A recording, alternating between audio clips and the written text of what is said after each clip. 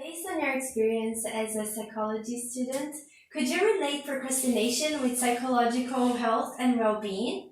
And if yes, how does it affect people's health? Procrastination is common in a lot of students, especially. So, and it's very normal um, to procrastinate, especially if we do something that's not really interesting.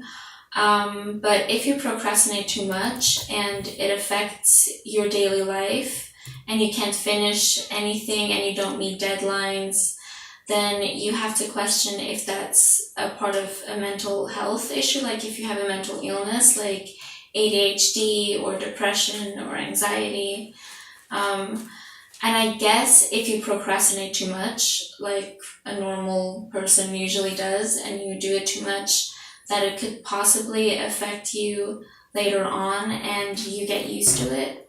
And then you do it more and more often and you just become more lazy. But it's usually mental health that usually affects the procrastination Oh. if it's really bad. But procrastination is pretty normal. Like I procrastinate, but at least I get things done at Mhm. a certain point. I just do it later than other people. But some people procrastinate so much that they don't get anything done. Ah, okay. And do you think that social media, phones, computers, they can cause us to procrastinate more than we usually do? Yeah, definitely. Because sometimes when we have a project to do and we don't find it interesting, or we have this fear of not doing it well or just doing it anyway, so we delay it till the very end, and we try to escape like situations that we find uncomfortable.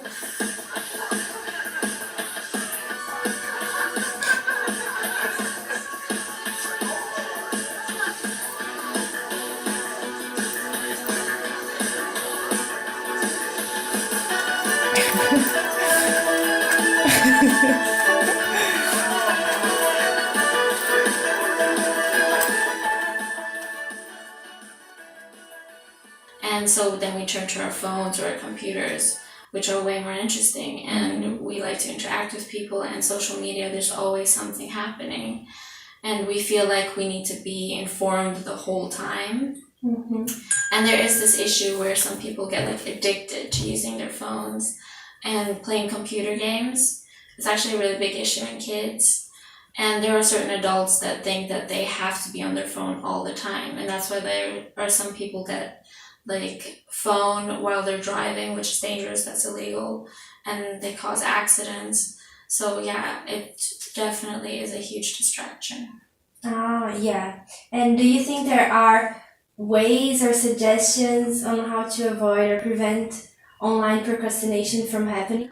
There are interventions, especially for like kids and teenagers, but usually I think if it involves children, I think parents should lay some ground rules on when and where to use the phone. And if a child uses the phone too much, to say, okay, no, now it's time to stop before they get used to it and before it's too late, basically. But the problem is if when we're adults, we have more freedom, and there's this thing where people think we have more self-control when we're adults. So if you have a problem and you're addicted to social media or to your phone, or you don't know, or you don't have any self-control and you don't know when to say, okay, now I need to stop and start working, I think the best option is to go see someone like a therapist and ask for advice or exercises on how to control when to use the phone and when to actually do work. And I think that's the best option.